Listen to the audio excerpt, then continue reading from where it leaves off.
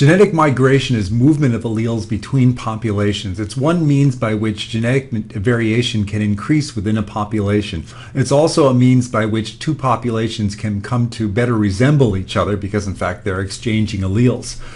In order for genetic migration to occur, not only must alleles be transferred from one population to another, but in fact they must become integrated into the genomes of the recipient population. There are two basic ways that that integration can occur. One of them is via homologous recombination, where one allele is swapped for another allele within the recipient organism. The second is illegitimate recombination. In illegitimate recombination, you have an insertion event where the new allele comes in and doesn't replace an existing allele, but instead adds to the amount of genes or genetic material that is found within the recipient organism.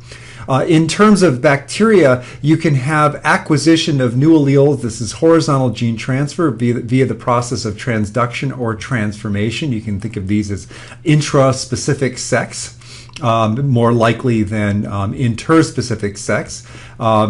If it's something that in fact results in homologous recombination, because it's only within species that the likelihood of similarity of alleles is great enough that homologous recombination is highly likely. Alternatively, you can have transduction, transformation, and conjugation that represents movement between populations, or interspecific sex, also known as introgression. In this case, the similarity in terms of nucleotide sequence between the incoming allele and existing alleles is sufficiently small that homologous recombination is unlikely, but nevertheless illegitimate recombination can still occur with some reasonable likelihood, and as a consequence that is more likely to be the way that this new genetic material is acquired within these populations rather than homologous recombination.